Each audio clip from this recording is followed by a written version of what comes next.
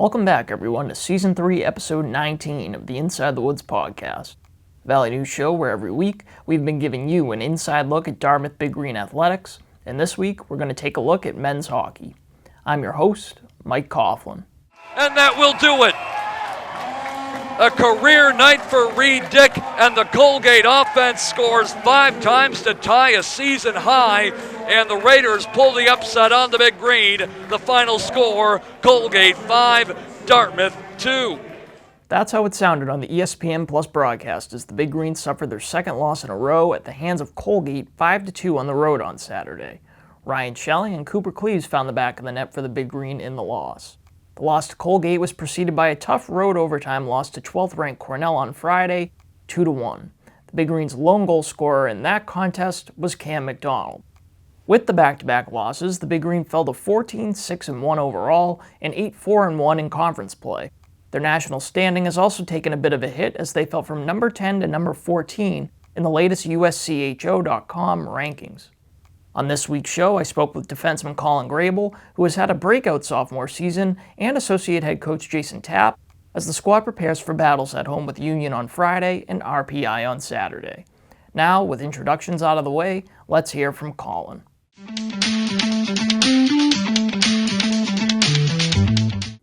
Now joining me on the show is sophomore defenseman Colin Grable. Colin has 4 goals and 8 assists this season for a total of 12 points. Hi Colin, thanks for coming on the show.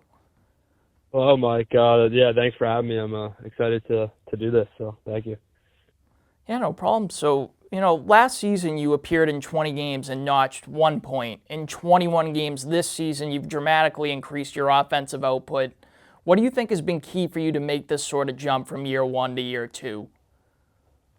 I think being a part of the system and the culture for a year, it's a different approach coming back as a returner and a sophomore. So last year we had a really good team, really deep, and we had a good year. Obviously didn't accomplish, what we wanted with winning the ECAC, but took that motivation in the summer and hit it pretty hard, and then came back this fall. Everybody came back with a pretty good attitude, and I just think we kind of, got some momentum going in camp, and we had good relationships in the room and everything. So I think that helped, and then personally just was able to, play my game and just be a little bit more comfortable being in the system and everything. So, yeah. Right, and, 2 tough losses at Cornell and Colgate last weekend. It's probably the longest road trip of the year. Could you talk a little bit about the challenges of playing on the road in the ECAC? Yeah, well, I think playing on the road is definitely something that everybody's used to with junior hockey. We get treated super well here, and I think everybody in the ECAC does. Whereas, like, in junior, you're on those long bus trips, so the travel isn't really an issue. I just think, you try to approach every game the same way. Obviously, there's different atmospheres. Like, Cornell is a sold-out crowd. The energy's pretty contagious in there. And then, conversely, Colgate's not as crowded, but that shouldn't matter. Once you get on the ice, it's just a 60-minute game. So I think we try to approach every game the same, regardless of being in Thompson or away. And, yeah. And as I mentioned, your team is facing some adversity, having lost back-to-back. What are you all focusing on, and what do you think fans should expect when you take on Union on Friday and RPI on Saturday? Well, first and foremost, we're focusing on today. A big part of our language and culture here at Dartmouth is just talking about today and being present and intentional so that we could grow every day. Obviously, we have a really big game Friday, and that's our focus. But by getting better today and being the best versions of ourselves, we'll set ourselves up for a good game Friday, and then hopefully take care of business. And then Saturday, we'll shift the focus to RPI. But it's definitely a big part of the way we approach things, just being present, intentional, not getting too far in the future or even dwelling in the past. So. Right, and finally, could you give our audience some insight about how you've enjoyed your time at Dartmouth so far, both on and off the ice?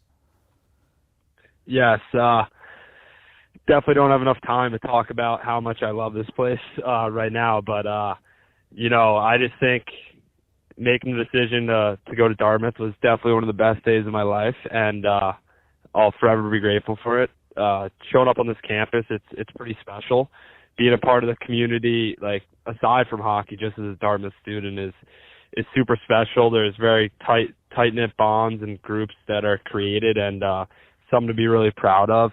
You obviously have like the great academics, and then even bigger, being a part of the hockey team and the hockey program that's so historic it's one of the coolest things. And I think putting on that jersey every day is one of the coolest things, and it kind of makes you want to be the best version of yourself. So I don't have enough good things to say about it. I think it's best place on earth, and I'm just pumped that I made the decision to come here.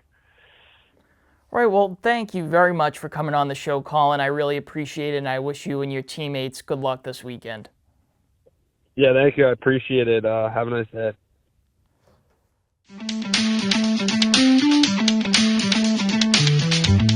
Before we get to our interview with Jason, let's go inside the numbers on the Big Green's next matchups against Union on Friday and RPI on Saturday, both of which are at home.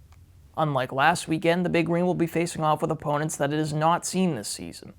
Union enters Friday's contest having won its last game 5-4 in overtime, which happened to be against RPI. The Garnet Chargers are 15-8-2 overall and 5-7-1 in conference play. RPI has had a tougher time this season with a 6-18 record overall and a 3-9 record in conference play. The Engineers' latest loss was to Union, but they have a game with Harvard on Friday prior to taking on the Big Green. As for how these squads stack up in Division I men's hockey, Union boasts the 11th ranked scoring offense in the nation, averaging over 3 goals per game, and the 12th ranked scoring defense, allowing over 2 goals per game.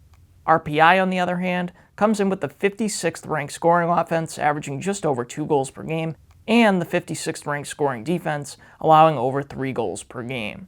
The Big Green, meanwhile, have the 7th ranked scoring offense, averaging over 3 goals per game, and the 5th ranked scoring defense, allowing about 2 goals per game. Dartmouth will aim to build on its 7-game winning streak over the Garnet Chargers, as it has not lost to Union since the 2023-2024 season. The Big Green will then turn their focus to RPI, which actually beat Dartmouth in its latest matchup last season. With all that said, now it's time for our interview with Jason.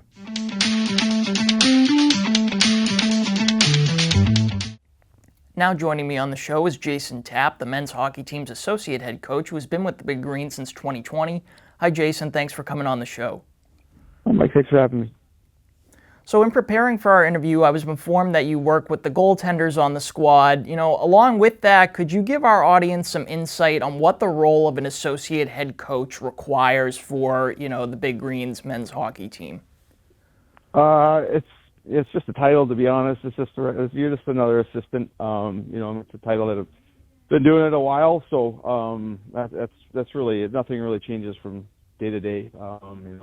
We all have different roles in our staff, and Cash does a good job of delegating. So I do the goalies and the PK and recruiting and the recruiting coordinator, and then everybody else helps with different pieces of the program. Right, and speaking of goaltending, the Big Green's goaltenders Roan Clark and Emmett Crotto have been good this season, each recently placed on the Mike Richter Award watch list for the best goaltender in Division I men's hockey. How would you evaluate the goalie play so far this season, and what does it mean to you for both of those guys to be in the running for that kind of recognition? Yeah, it's great. I think they both had really good years so far for us. They've given us a chance to win. And every night, and that's basically what we ask from our goalies. Just give us a chance to win, make the saves you're supposed to make, and then if you have to make the couple that you shouldn't make those if you can. And our guys have done that this year for us on a regular basis. Like I said, they give us a chance to win, and for them to be nominated for that award is a testament to how hard they work. They're both really dedicated to their craft. They spend a lot of time on it, trying to get better every day, and they're diligent in their work ethic, and it's nice to see them be rewarded for that. Right, and sticking with goaltending, drawing on the experience that you have in the sport, what do you think generally are the biggest factors or attributes that make a good goaltender?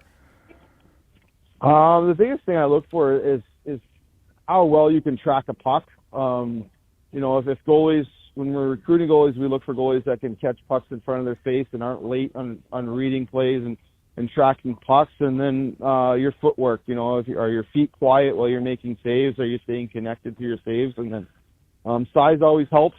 So I think that plays a factor in it. You can fill more space with size. So those are kind of the three attributes I think really help for goalies. Right, and the team overall this year had a really strong start to the season, best start since the 1940s, but has suffered some losses as of late. It's currently ranked 14th in the country. As this season progresses and, from what you've seen from them so far, what do you think this team is capable of going forward as the season progresses? I think we're capable of achieving all the things we want to achieve. I think our group's talented. They care about each other. They work. So as long as we continue to work to be the best version of ourselves every day, I think we can reach all our goals.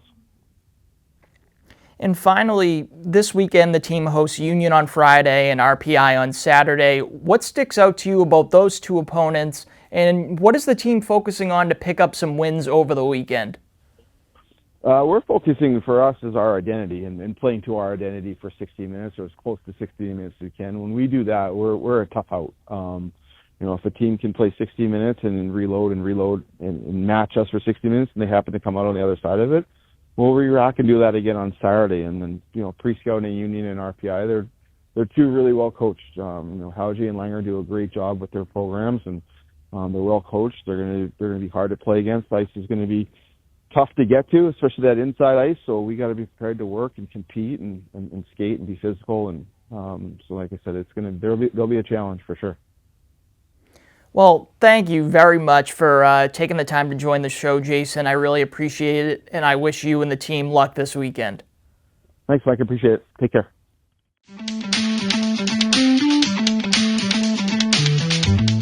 And that was Season 3, Episode 19 of the Inside the Woods podcast. As always, thanks for listening to the show. We'll meet again next week for some more Big Green Athletics talk. Till then, enjoy the rest of your week.